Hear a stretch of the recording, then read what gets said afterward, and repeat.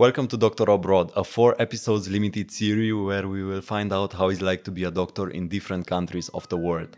And for this edition, we have guests from Germany, Italy, Netherlands, and Brazil. So we will find out how it's like to be a doctor in different systems and on different continents, if I can say that.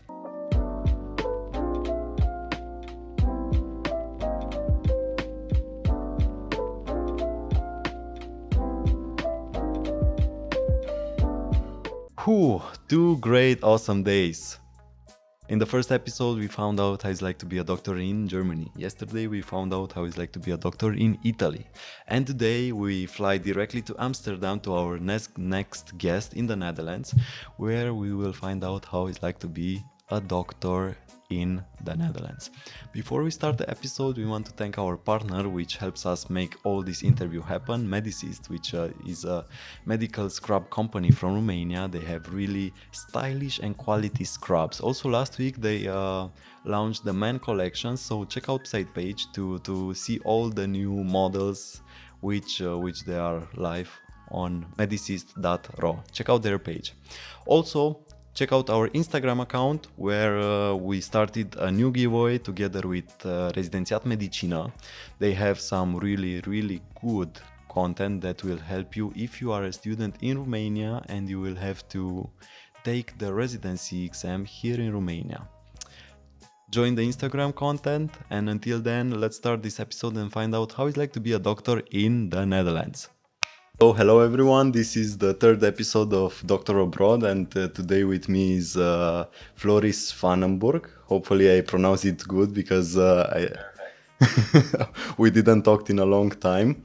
Floris is a doctor in Amsterdam, but more about him we want to know directly from Floris. So Floris, thank you for accepting our invitation at our series Doctor Abroad. And the first question is, who you are and where do you work? Yes, thank you and for having me and for the invite joining your podcast. Actually, I'm not a doctor yet, but I have still 1 more year to go. So yes, my name is Floris, and as you said, I'm from the Netherlands and I live in Amsterdam. And yes, I have to do 1 more year, and then after that I'm finally officially a doctor. And yes, I choose to become a doctor because, yes, I know it sounds cliche, but I really like to work with people and do something for those people in a way which really helps them. And also making an impact is something I really like about working in this field. That's very nice. Yeah, it sounds a bit cliche, I know. I don't think it is. It's passion. It's passion more than a cliche. Yes, and I started the study, didn't really know what I wanted to do or what I wanted to become, but now I'm in my 5th year, and yes, I really like being around in the hospital and working with people, and people, they're really coming to you, and yeah, they want something, and they're really like vulnerable, if I can say it like that. Okay, yes. But, they give you everything, they tell you everything, and you have to they really trust you, and it's something I really like. So you still like the path that you chose in becoming a doctor?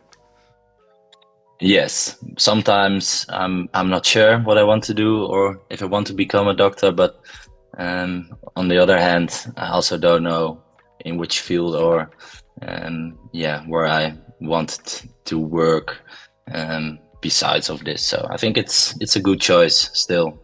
I know we are friends on Instagram and also in real life, and I know you experience a lot of new systems of medical systems in the world. You were recently in South Africa, but until we come to that story, I want to ask you first, what is the path in Netherlands in becoming a doctor from high school to the title of doctor?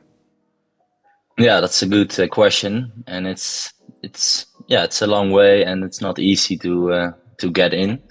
But yeah, it all starts with a selection procedure. That's how we call it. Okay. It's after you finish your high school, So at that time, you're around, I think, 18 years old. So yeah, you can participate and apply if you have taken the right subjects in high school. So that's basically all the science subjects. And in the Netherlands, I think we have like 8 different universities, and they have their medical faculties. Not all the universities have medical faculties, but I think there's 8 medical faculties. And yeah, you can actually apply. You're free to apply to whichever one you like or where you want to study. And yeah, to pass the selection, that can be hard. I will explain how it works. Yeah, exactly. What's the selection about? Sorry. What is the selection about? It's an exam or? Um, yeah, it depends. Like every university sets up its own selection procedure. So some people, yeah, choose to go to the university where they think they have the best chance of getting accepted. But usually it is a combination of high school grades, study tests. So you get a book or a subject. And in my year, it was about the skin, dermatology, and skin diseases. And it was not like really straight, you have to study this, but it was like just topics. So you were free to study, yeah, what you thought it was the best to know for that exam. But it also includes like IQ tests for which you cannot study. And most of the universities, they ask for your CV. So yeah, some of the universities, they put more emphasis on the one of the components. But for me, yeah, it was actually an easy choice because I wanted to go to Amsterdam, and because yeah, you've been here and you've seen how life is like here. And yeah, I think in my opinion, it's the best city to live in. It's very dynamic and a lot of possibilities that Amsterdam gives to everyone. I want to ask you because I'm not sure. I know from especially from Romania and from our point of view, after Brexit, a lot of students that wanted to study abroad chose to shift from England, from the UK to the Netherlands. In the medicine university, do you compete, you as a Netherlands citizen, do you compete for the same place as a foreigner competes? No, because yeah, I think it's because of I know because it's because of the language, because we learn medicine in Dutch here, and we speak Dutch in the hospitals. So it's basically you can't study here whenever you're from abroad. So no, we don't see people from the United Kingdom or somewhere else, but we have some students from abroad, people who came here just but they have to learn the language, and then they can start. So it's not easy. But for example, in South Africa, the main language is English, so they get taught in English. So more people from different countries come to South Africa to study there, but also many people from South Africa go to study somewhere else or work somewhere else whenever they finish their studies. But in the university in Amsterdam, don't you have like a group that's all the lessons or all the materials are in English? Only in Netherlands is everything? No, I don't think so. No, everything is in Dutch. But yeah, for example, the material, the study material, and the books and the papers, the literature is I think half of it is in English. So we can do it in English. And we understand it in English, but it's easier for us to do it in Dutch. And that was also a thing when I came to South Africa. It was the first couple of weeks, it was hard for me because some of the diseases, the conditions are different, and they use different names, and everything is just a bit different, and which I'm not used to. So yes, I had to adapt to that. But after some weeks, it's you just know the basic words and things they use, so that was fine. South Africa is really exotic, and I think it's an experience. Tell us how you got to study there. Yeah, that's a good question.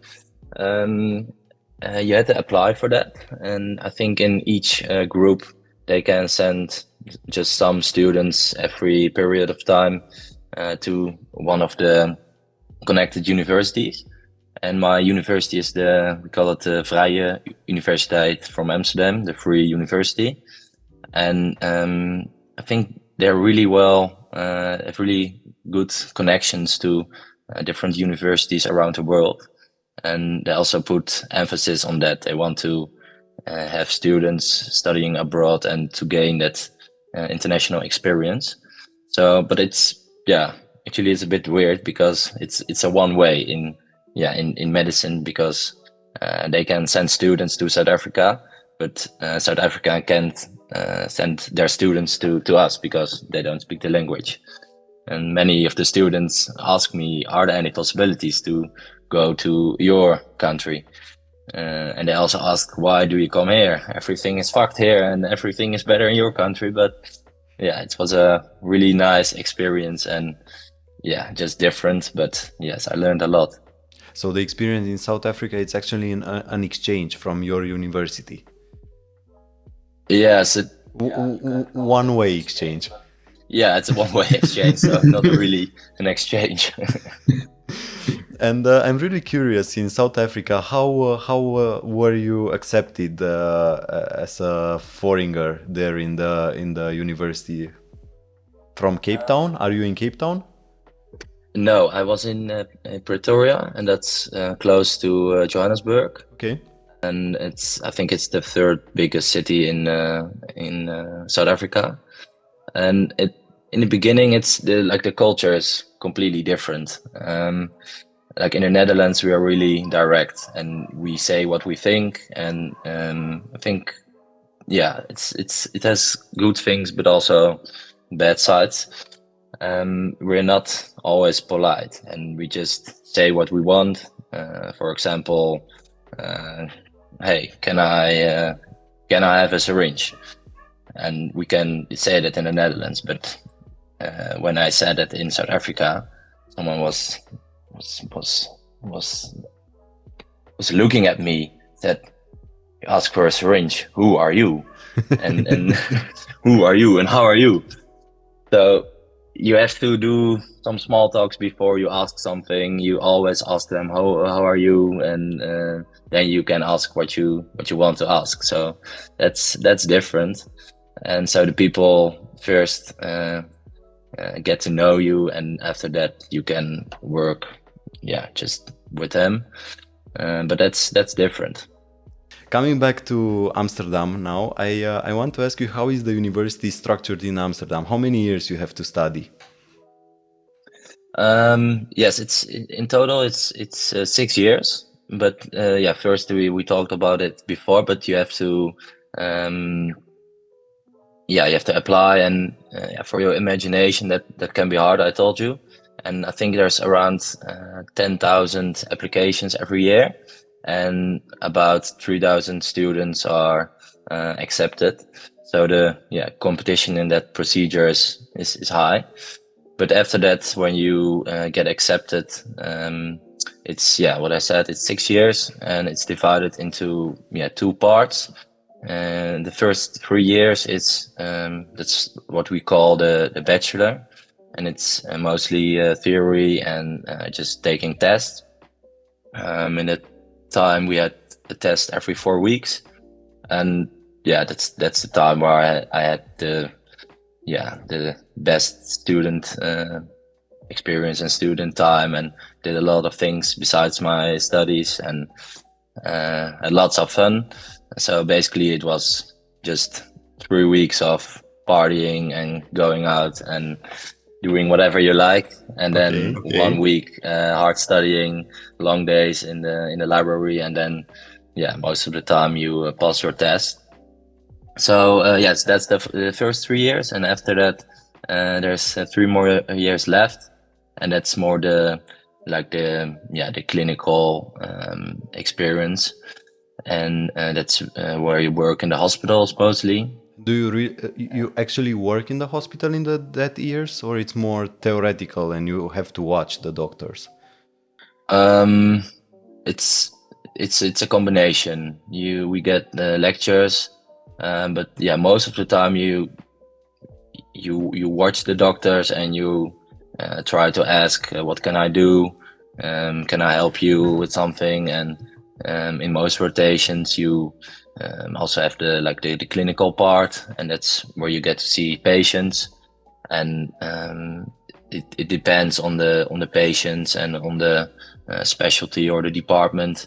If you can see your own patients, or if you just watch the doctor, because you can imagine when you don't know anything about it, you can't have a conversation with a patient who gets the news that someone has cancer, and it's really complicated and difficult, and yeah, you just can't do that as a student. But like the usual conditions and the common things, that's what we should know.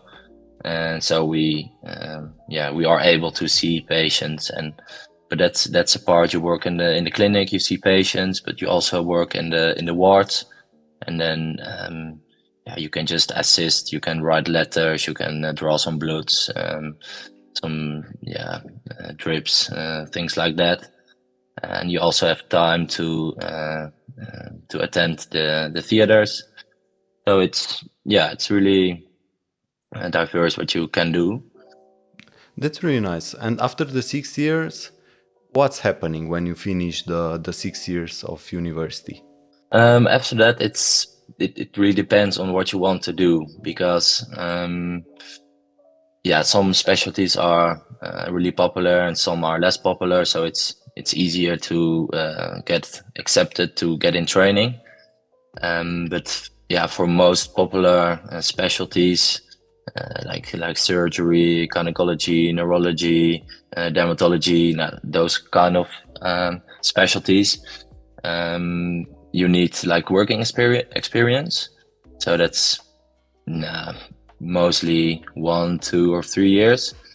And on top of that, it's not mandatory, but let's say 90% of the people who get into training for those popular and highly competitive specialties, they also do a PhD.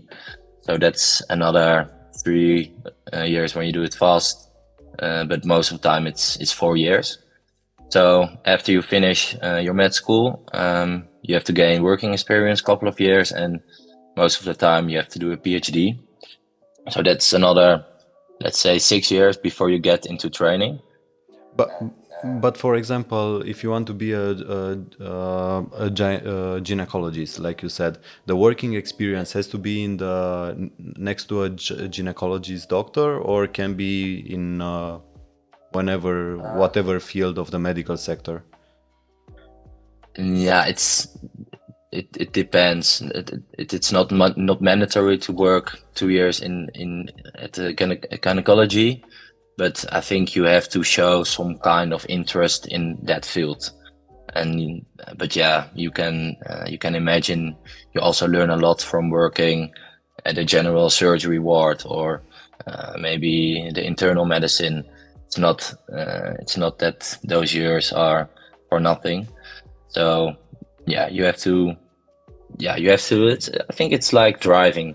When you get your license, you just still have to learn how to drive, and I think that's the same with our job. We are a doctor at one point, but after that, you still yeah, you can't do or know anything, so you still have to learn. And you get your working experience and also the PhD. And I take this example with the gynecologist, and you get accepted to in the residency or in the learning process of being a gynecologist. Do you also have to give an exam before you enter there, or the doctor chooses who he wants to work with? I don't think you have to take an exam before you start, but it's just application rounds, and you have to write letters, you have to talk with people, and I think in most of the fields, most of the departments, it's like managed regionally, so in the region. So there's not one doctor who can decide, okay, I want him. He can come into training at our hospital. So it's a uh, big group of people who decide about it. So it's but after that, after you're accepted, you're just getting into training, and then it's also divided in different parts, and some parts you focus on mainly on the surgery of the endometrium, and another month you focus on the, let's say, fertility, and And during And the during training, the you are training, also you are also getting paid? getting paid? yes, that's you're getting paid. Okay. I'm not completely sure how much it is, but it's not the same as a specialist, but I think it's just okay. Can you have like a good living in the Netherlands with the salary that you get as a trainee? Yes, I think so. It's not the most, and I think you must really like it, and then it's fine. But if you want to get rich and make money quickly, then you're not going to make it, because it's tough and it's long, and it's long days, and you have to work hard, and so I think it must be your passion, and you have to live for that, and that's something I'm not completely sure about, because do I want to work to live or live for work? I don't know yet. Okay, that's an interesting perspective, and a really good quote for everyone. First living and then thinking what work field is the best for me, so that I can feel that I'm living when I'm working. Exactly, and I think there's a shift in my generation right now. From I think back in the days, people really um, they really loved their jobs, and that was the only thing they wanted to do, and to work, because it was their passion. And I think nowadays people also want to live and not only work. So that's shifting, I think. I want to ask you, after you finish the years that you are a trainee in a field, in a specialty, um, at the end of the training, you have an exam, or how you get your specialist degree? It's just like different subjects and different parts of the training, which you have to complete before you finish. So like I said, for an example, the endometrial surgery, and then you have to perform some of those surgeries just by yourself, and of course you have a supervisor who watches you. And I think how it works is when the supervisor thinks, okay, he can do it just by himself, then you just check that box, and then you can go to the other subject. Do you have in mind at the moment a specialty that a path that you want to follow as a future doctor?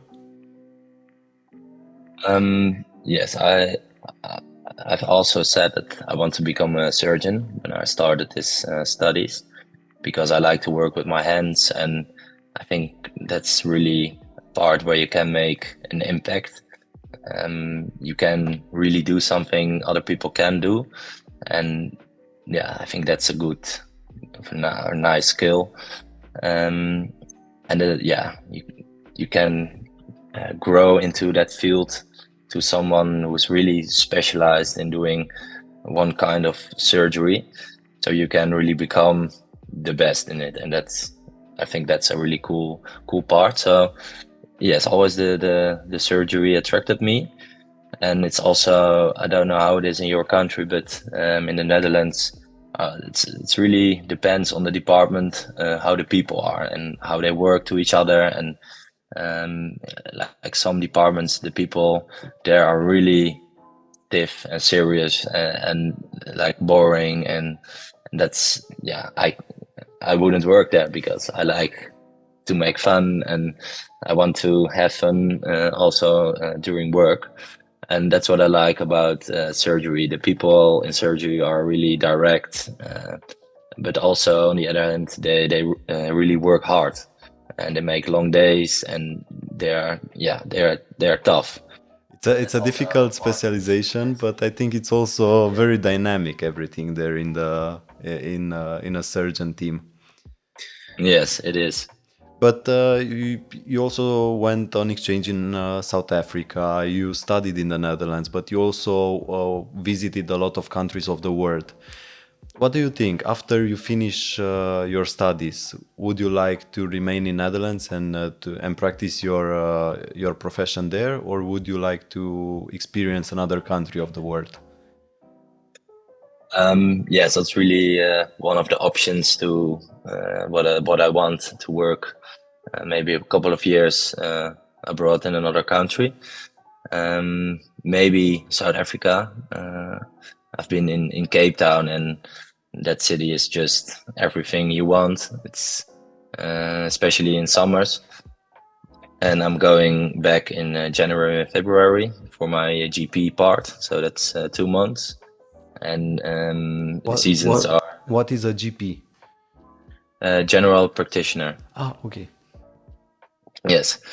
So I just started kite surfing as well. So I bring my gear, and I just going to live there, and that's something I'm really looking forward to. But yes, what I said, I want to live, and whether it's in the Netherlands or somewhere else, I think, because I've seen lots of different countries in the world, and so nice and beautiful somewhere else as well. So I'm not really like stick to the Netherlands, but in the end, I think I want to live here and start a family. But yeah, when I'm young and I don't have a girlfriend and I'm free to go wherever I like, that's something I really consider, working abroad for a couple of years. But don't know in what field, but I'll find something. Hopefully, you will take also in consideration Romania. Of course, of course. Make me a good offer and I come. I want to ask you also, when you finish your studies, you are a specialist doctor in the Netherlands. What opportunities do you get? Can you work in the public sector, or is there also a private sector in Netherlands? How is it organized? Yes, you have a private sector in the Netherlands, and yeah, you can start something. It is possible, but I think most people who do that do it in the cosmetic profession, since we have a really good public health system here. So all like the normal, usual healthcare is insured. So yeah, there do exist clinics that provide like also usual normal healthcare, but also those clinics, they end of the day, they declare their treatments to the same health insurance which the hospitals do. But of course, they have the possibility to make more money, or manage it a bit different the way they like. And yeah, that's because maybe they're more efficient, so they can do the same procedures more every day than the hospitals can do. So they can declare the same amount of money for the same procedure, but yeah, they can do more. Yeah, they make more money, and but it's, yeah, like I said, it's mostly in the cosmetic field because that's not insured, of course. But yeah, most of the healthcare is just public, and all the hospitals are they're not connected. But I think the standards and the like the quality is really good everywhere. But also as a doctor in the public sector, in the public hospitals, are you getting paid for the cost of living in the Netherlands? No, you just earn your salary, and it's only that. You they don't pay for your house or cost of living. No. But I mean the salary is good enough for the cost of living that that is in the Netherlands. Yeah, it's I think it's good enough, and of course I've thought about it. Is it enough? How much is it? And you can, and that's also a fun part about this public system.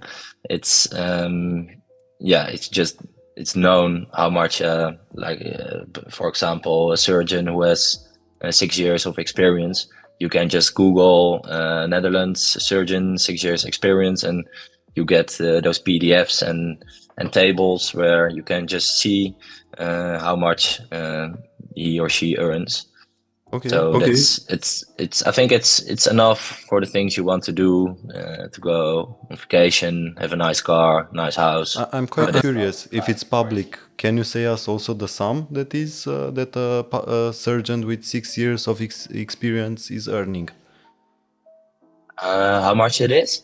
You said that the salary is public in Netherlands, and can you give me also a number then? What is the salary of a surgeon with 5-6 years of experience? I think it's a bit less than 10,000 each month. Okay. I think it's a bit less, but you have organizations, and they work as a surgical team in the hospital. So the hospital hires them, and so that's just a small company in the hospital, and so they manage everything themselves, and that's also a way to make more money. But that's a bit old-fashioned, and the government and the hospitals, they want to get rid of that because it's not really helpful actually. Okay, that's interesting.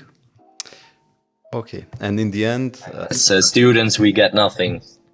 But I think it's 80 euros a month, but that's nothing. So it's really expensive for us to study in Amsterdam.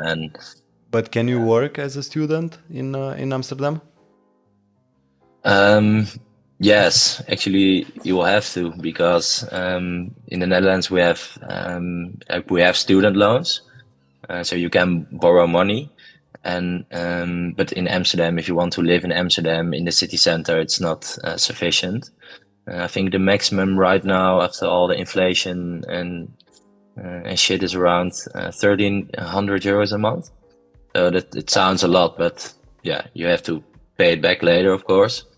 And for your imagination, the average rent in Amsterdam for a small room, not even a house or apartment, but it's around 900 euros. So yeah, you can't live from the remaining 400.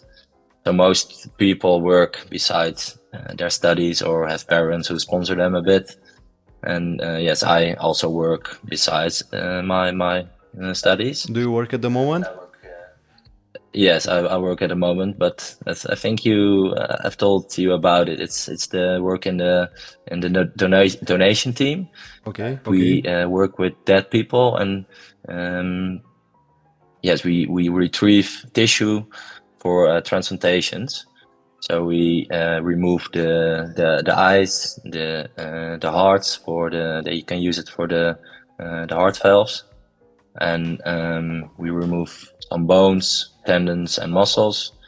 So it's a really cool job to get some experience in the surgical field as a student. Sounds interesting, but also difficult.